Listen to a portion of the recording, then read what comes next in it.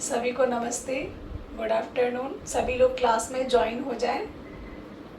कला के विषय में हम बात करेंगे, कला को पढ़ाएंगे। कला कहाँ से आया है और ये कला था क्या, अभी क्या है, इसके विषय में जानेंगे। कला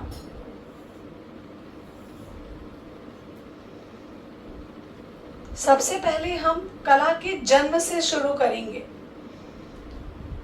कला शब्द से शुरुआत नहीं कर रही हूँ, कला के जन्म से शुरुआत कर रही हूँ, ध्यान दीजिएगा। कला का मतलब है हुनर, कौशल, वो कुछ भी हो सकता है। कला का मतलब है हुनर, कौशल, वो कुछ भी हो सकता है। कोई ज़रूरी नहीं है कि हम यहाँ पर सिर्फ चित्रकला की बात कर रहे हैं, ये ज़रूरी नहीं है। कला के अंतर्गत अच्छा लिखना, अच्छा बोलना, अच्छा पढ़ना, अच्छा सुनना, अच्छा बनाना, अच्छा खाना, ये सब कला के अंतर्गत आएगा। तो कौशल पूर्ण किया गया कार्य ही कला है। ये नहीं है कि चित्रकला कला है, ये नहीं है कि मूर्ति कला कला है, ऐसा नहीं है। जो काम हम बहुत ही निपुणता के साथ कर लेते हैं वही कला है। बहुत अच्छे से कोई बहुत अच्छा पढ़ा लेता है, कोई बहुत अच्छे तरीके से समझ लेता है, कोई समझा लेता है, कोई बहुत सुंदर बाल बना लेता है, कोई बहुत सुंदर बोल लेता है, कोई बहुत सुंदर हैंड राइटिंग लिख लेता है, कोई बहुत अच्छी चित्र बना लेता है, बहुत अच्छी मूर्तियां बना लेता है। ये सभी कुछ कला के अंतर्गत आता है, सभी कुछ।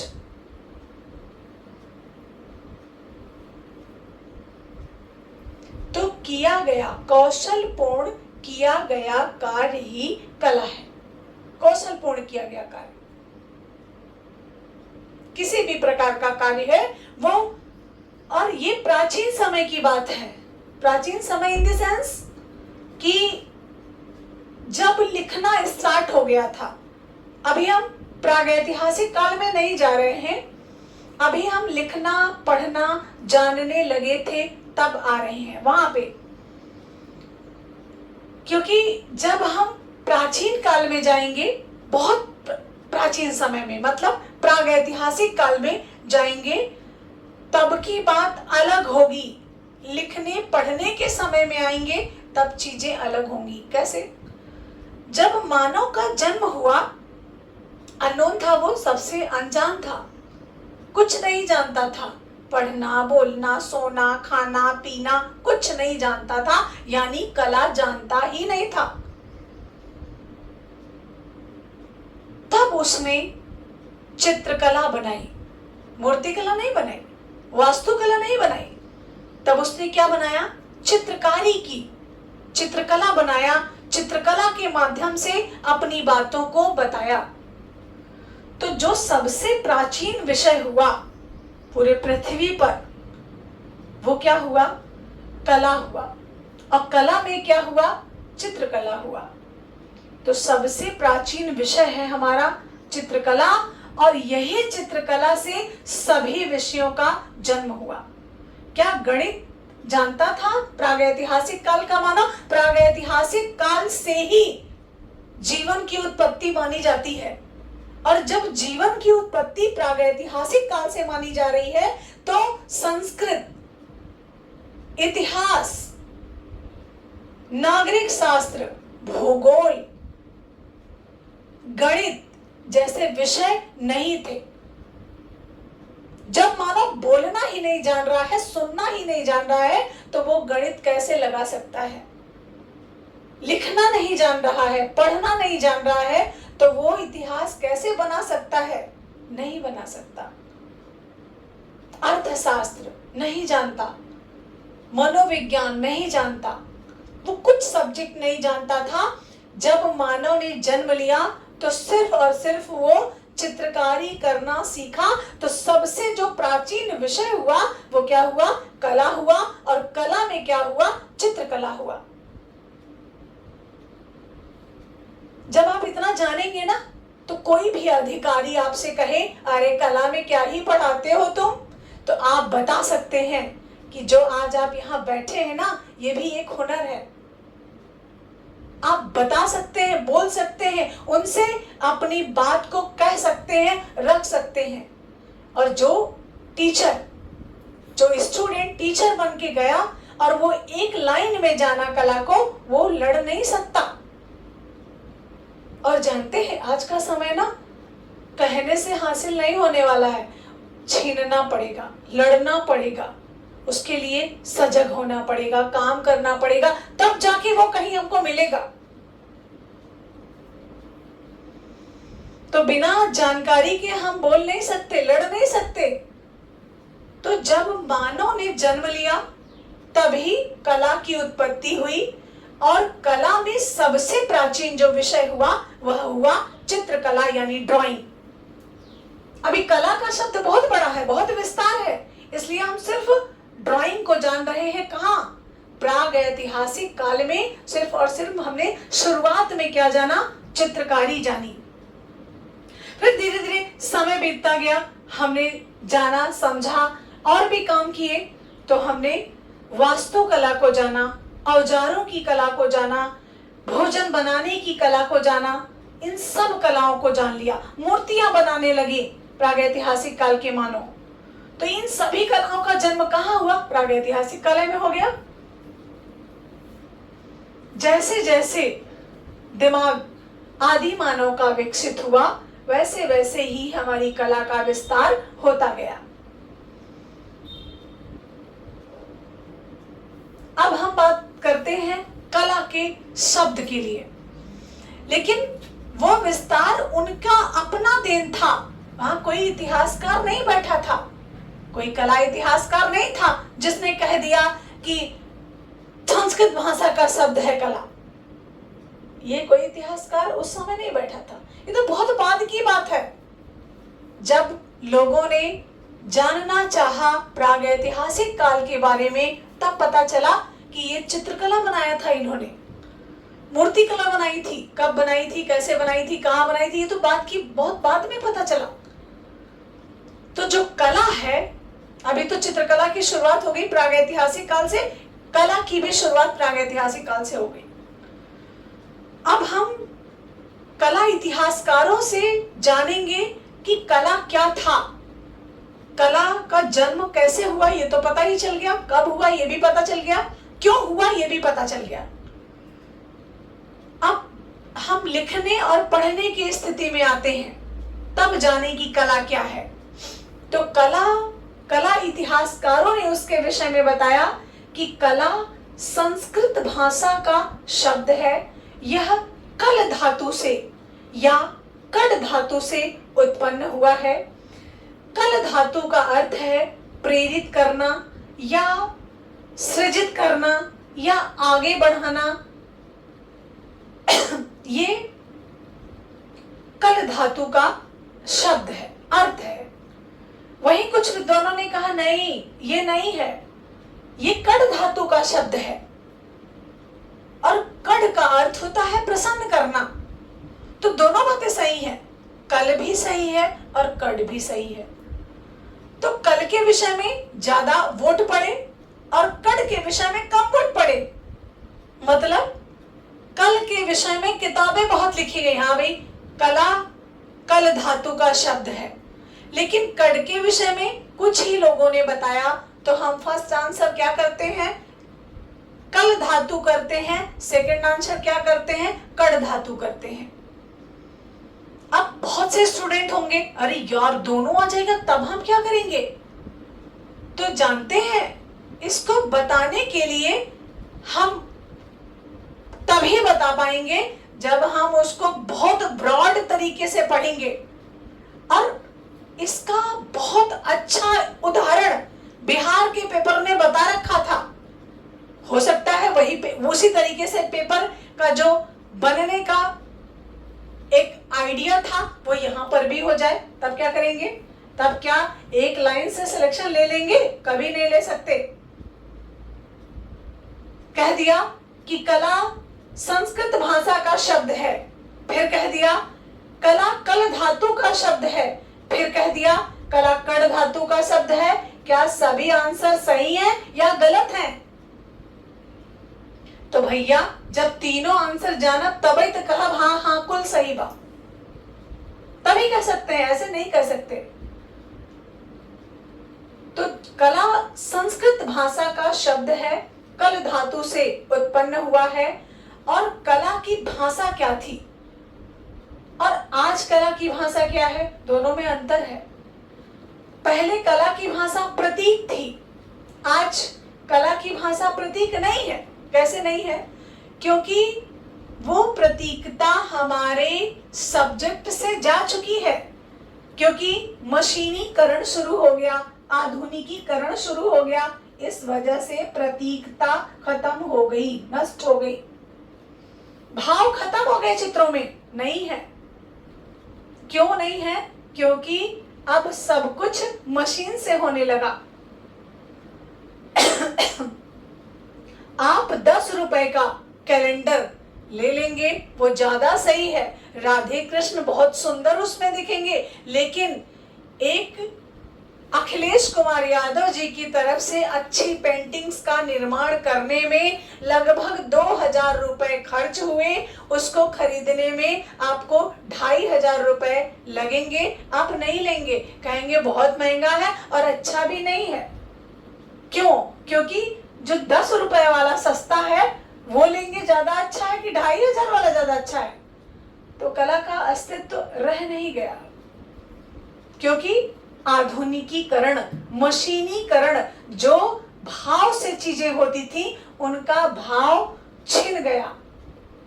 वो मशीन से सब कुछ होने लगा और मशीन में भाव नहीं है।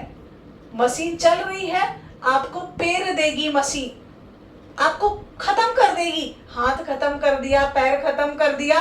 लेकिन आप किसी के यहाँ अगर काम कर रहे हैं, आपको किसी ने काम दिया है, अगर आपके पैर में चोट लग गई, हाथ में चोट लग गई, तो वो कहेगा कि रुक जाइए, कल मत आइएगा, आपको चोट लगी है।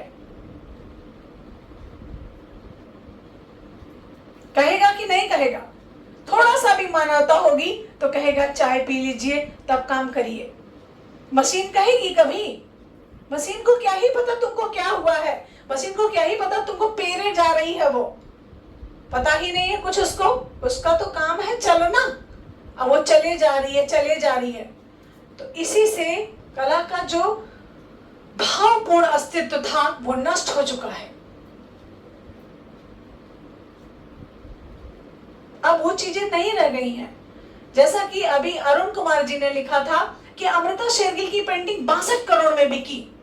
आज की अमृता शेरगिल नहीं है, थोड़ा सा इस बात को समझने का प्रयास करिए। आज की अमृता शेरगिल नहीं है,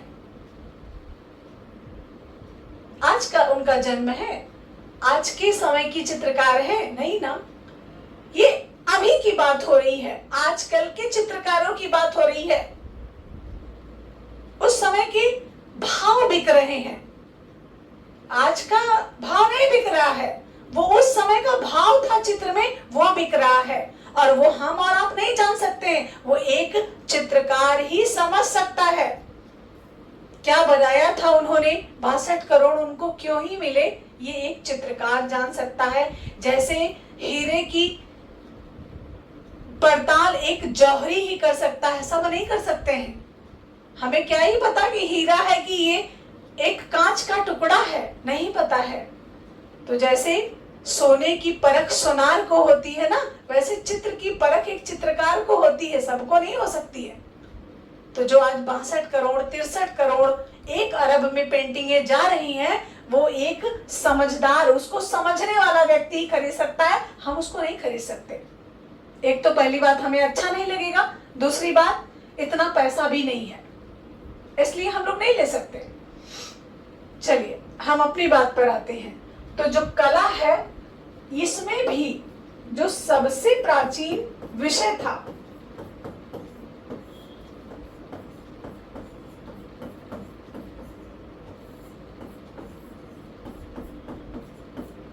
वह क्या था? चित्रकला था। और कला था। इसी विषय से सभी कलाओं का, सभी विषयों का जन्म होता है। इसी से कला एक संस्कृत भाषा का शब्द है, संस्कृत से इसकी उत्पत्ति नहीं हुई है।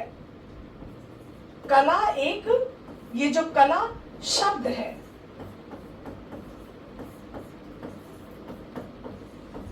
वह संस्कृत शब्द से अवतरित हुआ है।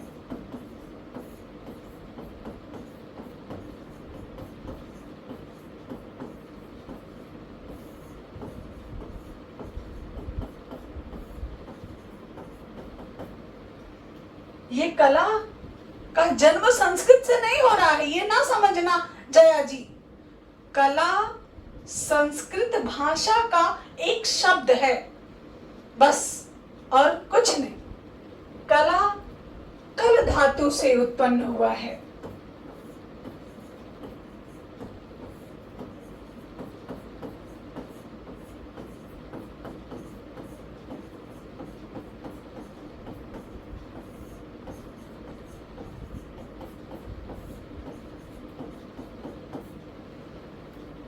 कुछ विद्वान मानते हैं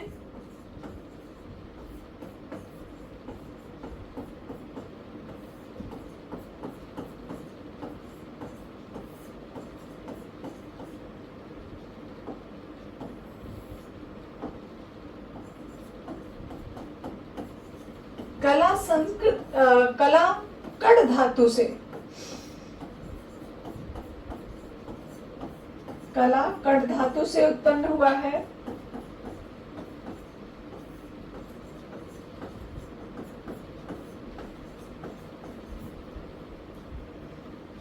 कुछ विद्वान मानते हैं कला कड़ धातु से उत्पन्न हुआ है, जिसमें दोनों का अर्थ समझते हैं। कल धातु का अर्थ क्या है?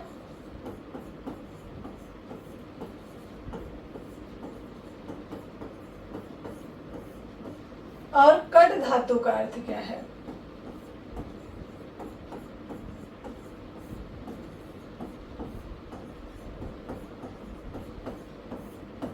तो जो कल धातु है उसका अर्थ है सृजित करना, क्रिएशन, नकल नहीं है, सृजित करना।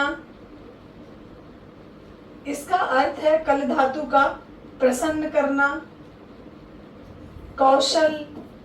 कड़ धातु का अर्थ है प्रसन्न करना, सृजित करना, कौशल और प्रेरित करना, आगे की ओर बढ़ाना।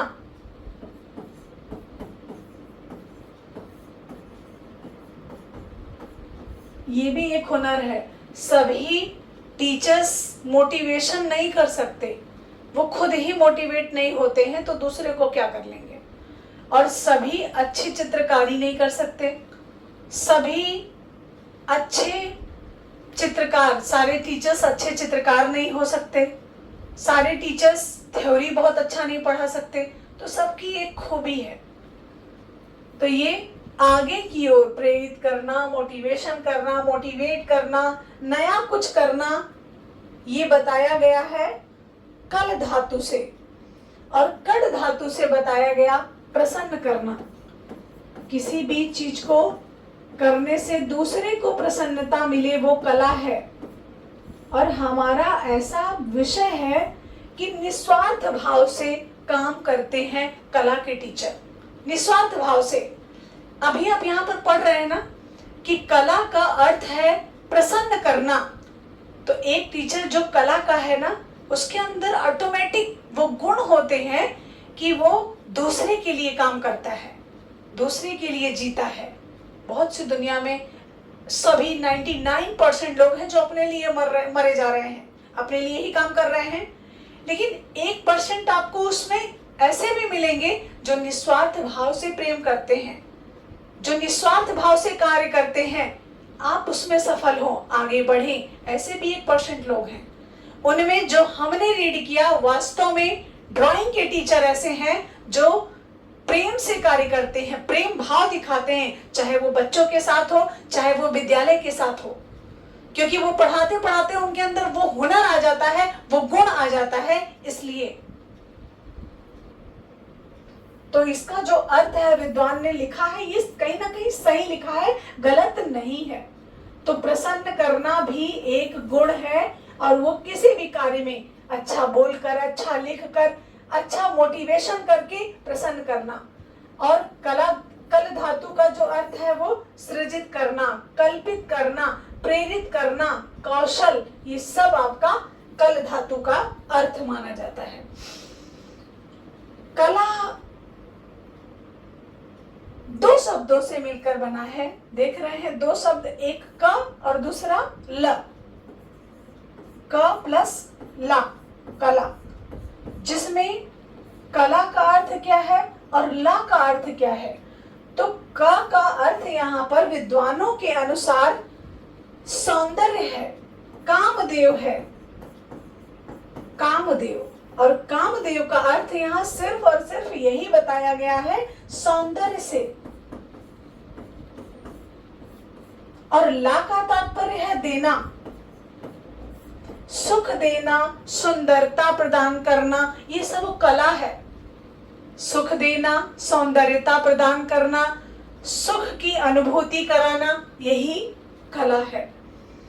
कला का जो शाब्दिक अर्थ है, किसी वस्तु का छोटा सा अंश कला कहलाता है। ये क्या है?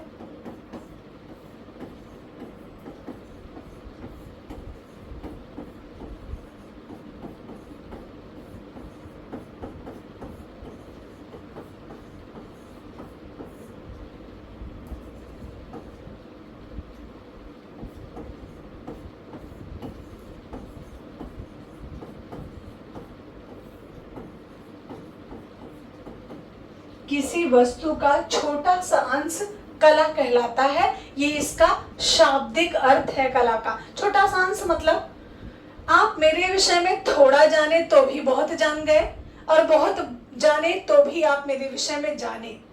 तो मतलब चित्रकार यदि एक आंख भी बना देगा ना, उससे भी आप जान जाएंगे कि हाँ ये बढ़िया चित्रकार है।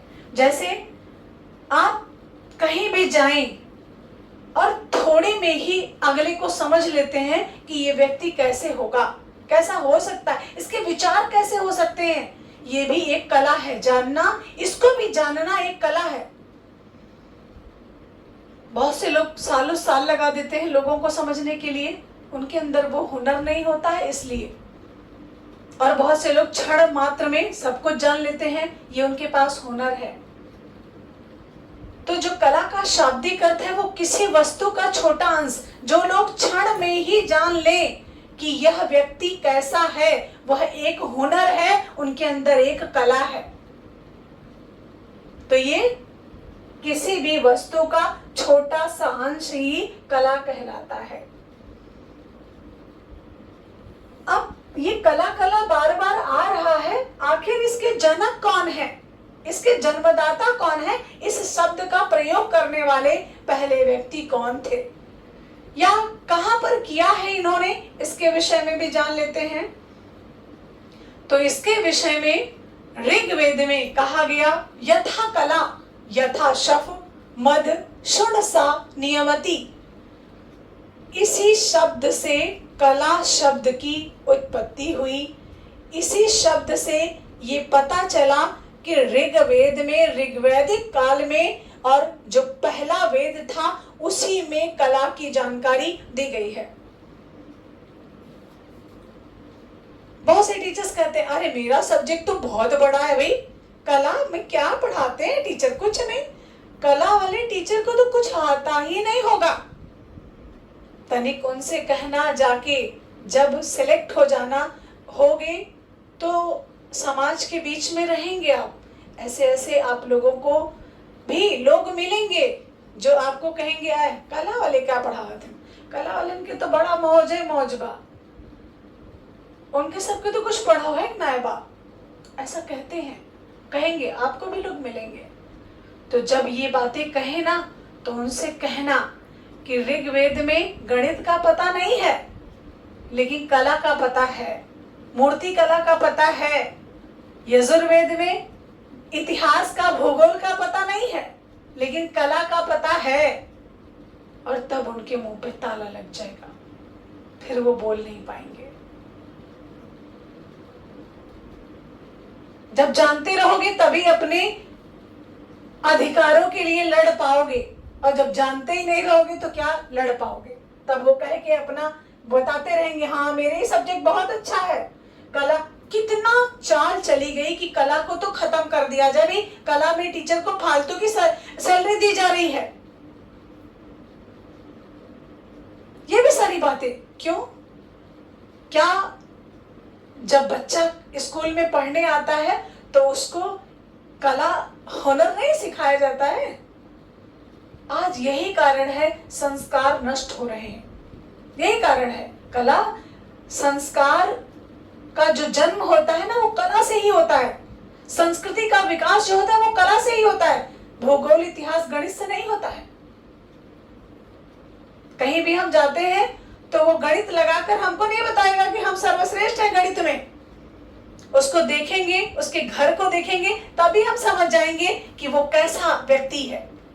कि गणित लगा के 2 + 2 = 4 लगा के वो एक तो चिट टांग देगा, तब हम जानेंगे कि ये कला का टीचर नहीं, मैथ का टीचर है। सिर्फ उसके वेशभूषा से उसकी संस्कृति और सभ्यता का पता कर लेते हैं, ऐसे कलाकार हैं हम। तो चित्रकार सब, और ऐसे ही तो पता चला, प्रागैतिहासिक काल के मानव ने तो पूरा विस्तार कर दिया, ब्रॉड कर दिया, बड़ा बना दिया।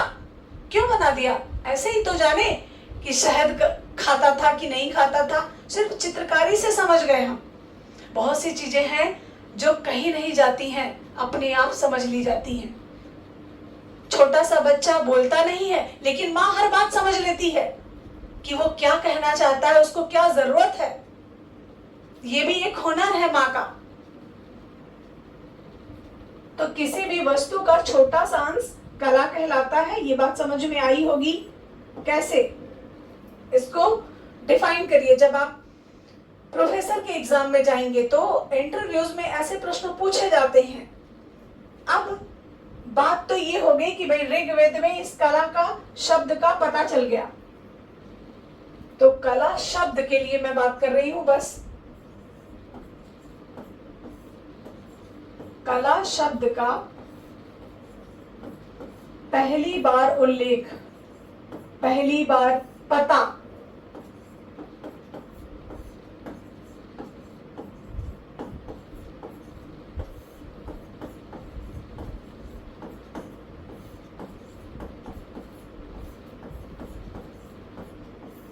सर्वप्रथम उल्लेख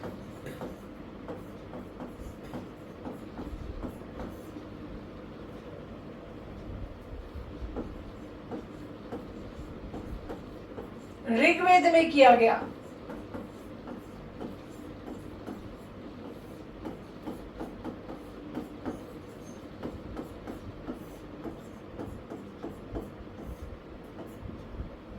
और किस श्लोक के द्वारा इसको परिभाषित किया गया?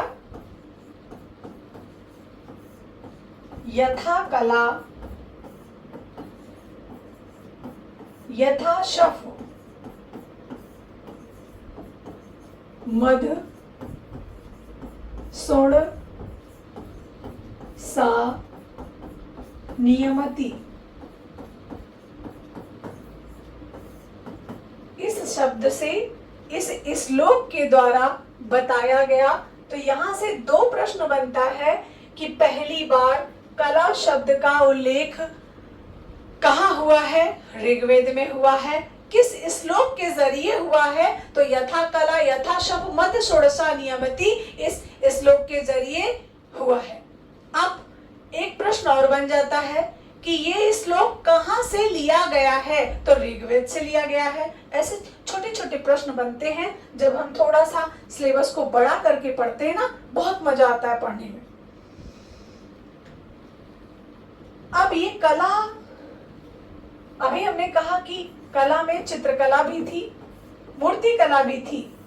तो जो ये कला है, इसका बहुत पहले प्राचीन नाम क्या था? कला का प्राचीन नाम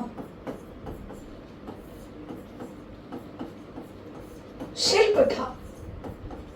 चित्रकला का प्राचीन नाम नहीं पूछा गया है।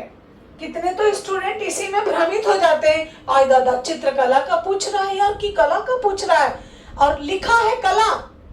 अब पगला पगला के उसी में घूम रहे हैं, अरे यार चित्रकला का लिखा है कि कला का लिखा, समझ ही नहीं आ रहा है। तो समझ क्यों नहीं आ रहा है पता है?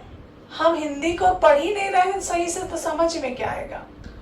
जब हम प्रश्न को सही तरीके से पढ़ लेंगे तो सब समझ में आ जाएगा कि लिखा क्या है, पूछना क्या चाह रहा है। हम भाग रहे हैं प्रश्न को लेके, नहीं बता पाएगा कि पूछना क्या चाह रहा है, मैं बताना क्या चाह रही हूँ। जब आप किसी की बातों को अच्छे से सुनते हैं तभी तो समझ पाते हैं, और जब नहीं सुनते हैं तो वो अपनी गा रहा है, हम अपनी गाए जा रहे हैं, और सास बहू में झगड़ा हो गया। तो किसी भी चीज को समझने के लिए सुनना आवश्यक है, सुनेंगे तो समझेंगे। तो ये कला का प्राचीन नाम पूछ रहा है, ना कि चित्रकला का प्राचीन नाम पूछ रहा है। अब ये शिल्प आ गया। अब हम ये पहले जान लें, इस शिल्प के अंतर्गत आया क्या क्या आया, क्या खोया क्या पाया। आजकल एक बड़ा ये चल रहा है स्लोगन कि मैंने अपने जीवन में क्या पाया क्या खोया। एक माँ लिखती है, एक माँ कहती है कि मैंने अपने जीवन में क्या पाया क्या खोया। ये बड़ा अच्छा स्लोगन चल रहा है आज के समय में। वो किसके लिए चल रहा है? हम लोगों के लिए चल रहा है। हम लोग जो कर रहे हैं अपने माँ बाप के लिए, उसके लिए चल रहा है, और वही समय हमारे लिए भी आएगा। तो एक चीज ध्यान में रखना, जो हम करेंगे वापस प्रकृति हमको उसी रूप में देगी। अगर हम किसी को कुचलेंगे तो प्रकृति ने एक पूत को पैदा कर रखा है हमें कुचलने के लिए। जैसा दोगे वैसा वापस आएगा।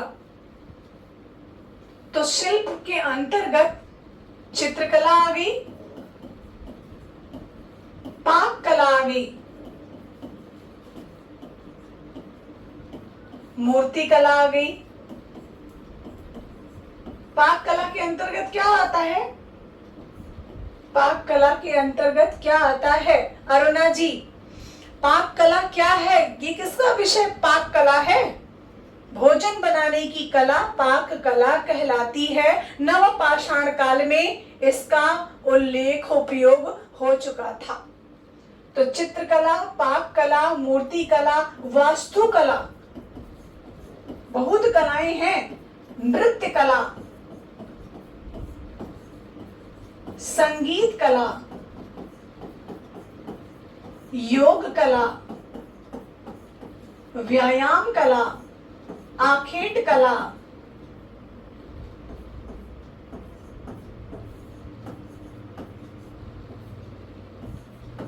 आखेट कला, ये जितनी कलाएं हैं, अब कितनी कलाएं हैं इसको भी जानना है। तो ज्यादातर 64 कलाओं का वर्णन मिलता है। वैसे तो 350 कलाएं, 72 कलाएं, 86 कलाएं, 89 कलाएं, बहुत सी कलाएं हैं, लेकिन मोस्टली 64 कलाओं का, सुनने की कला, बोलने की कला, जानने की कला, पहनने की कला, खाने की कला, पीने की कला, बैठने की कला, संस्कारों की कला, बहुत कला है। तो ये इन सभी को, अब ये नहीं कहेंगे अरे मैम जी आपने तो वास्तुकला बताया ही नहीं था।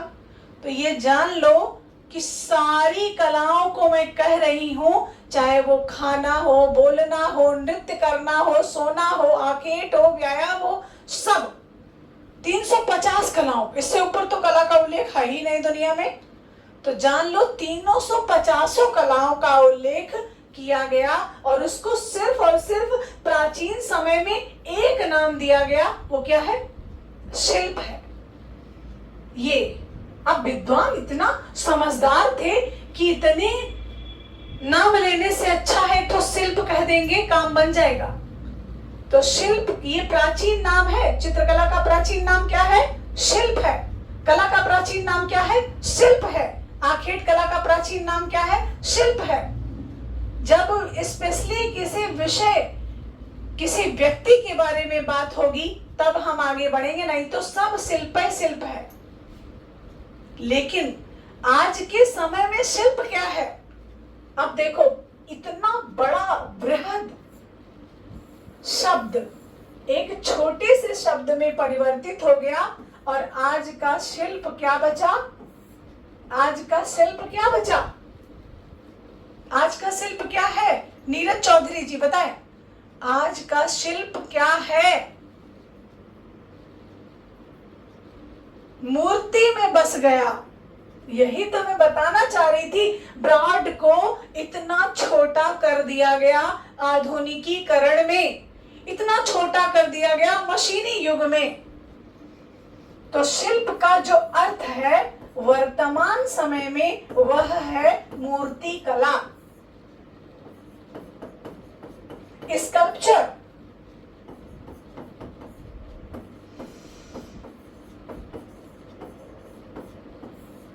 और यहाँ प्राचीन समय में शिल्प का क्या अर्थ था?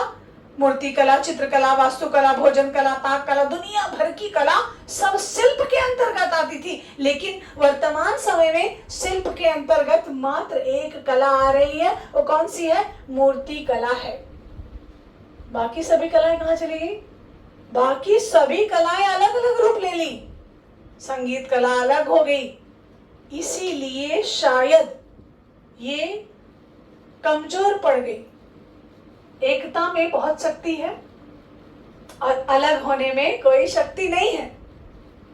अब इसको हम अगर घर में लागू करें तो आजकल की बेटियां, अब बेटियां नहीं, माएं जब शादी की बात करती हैं तो कहती हैं कि पहले पूछ लिया कि लड़कियों कई भाई बा।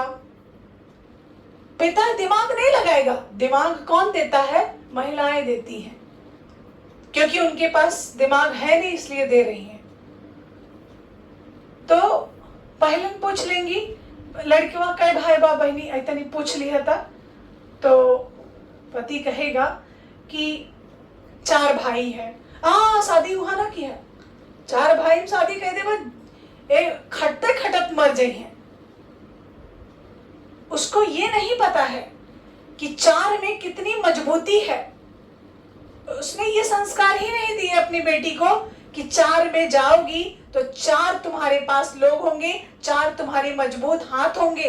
ये नहीं ज्ञान दिया। खाली कह दिया कि बड़े परिवार में करब बहनी तो दिन भर खानवे बनावत रह जाए। का राक्षस है का उनके घरे वाले जो दिन भर खात रही हैं? राक्षस नहीं है। ये हमारी मेंटेलिटी है, आज के समय की मेंटेलिटी है। बड़ा परिवार आज के समय में सुखी नहीं माना जाता है। क्यों जानते हैं क्यों? इसीलिए कि जो 4 घर की महिलाएं जाती हैं तो 4 तरीके की बुद्धि बताती हैं। बस इसीलिए जिस दिन हम लोग ये समझेंगे कि बड़ा परिवार बुरा नहीं है, हमारे अंदर जो कमियां हैं वो बुरी हैं, वो खराब हैं, और इसकी जननी जो बहू की माँ है वो होती है, जो बेटी की माँ है वो होती है, इसकी जननी है वो। कोई भी बात हुई फोन लगा के, आज अरुणा यह करीन। अच्छा, तो अरुणा ने तुरंत फोन किया, नहीं मम्मी हमने ऐसा नहीं ऐसा किया था। हर बात को दूसरे के घर में मतलब आपके जो मायका है वो अब दूसरे का घर है, वो आपका घर नहीं है। अगर है तो वहां भी आपका एक कमरा होना चाहिए। मिलता है? नहीं मिलता है। तो सारी बातों को टाँच देना ये बहुत घटिया काम है, और वही हो रहा है। सुधार लड़कियों में, महिलाओं में करने की बहुत आवश्यकता है, और ये अगर नहीं करेंगे आने वाले समय में ना सब ध्वस्त हो जाएगा। संस्कार, संस्कृति, प्रेम भाव सब नष्ट हो जाएगा, खत्म हो जाएगा। फिर हम आदि मानव से मानव बने थे और मानव से क्या बन जाएंगे? आदि मानव बन जाएंगे, क्योंकि उनको बुद्धि ही नहीं थी। तो हमारी बुद्धि क्षीण हो रही है, नष्ट हो रही है।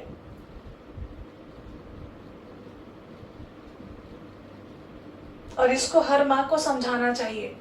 विषम परिस्थितियों में भी अनुकूल रहना सीखो।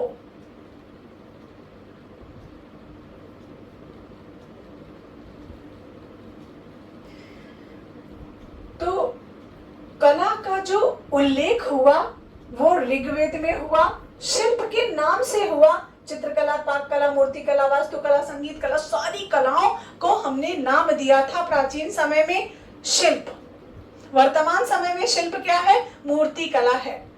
अब कल की क्लास में हम आपको पढ़ाएंगे कला के कितने प्रकार हैं, कला कितने प्रकार की होती है, किस कला को क्या नाम दिया गया है, कौन सी कला हम सुनने में यूज करते हैं, कौन सी देखने में करते हैं, कौन सी कला को हम क्या कहते हैं, ये सब कल की क्लास में होगा। और कल जो संडे वाला टेस्ट है ऑफलाइन, वो संडे वाला टेस्ट शाम को 4 बजे से होगा। जितने भी स्टूडेंट आना चाहेंगे जरूर आए, टेस्ट जरूर दें। और आप लोगों का ऑनलाइन टेस्ट तो होता ही है। Thank you so much. आज की क्लास में इतना ही। नेक्स्ट क्लास हम लोग कल करेंगे। सभी को नमस्कार। सभी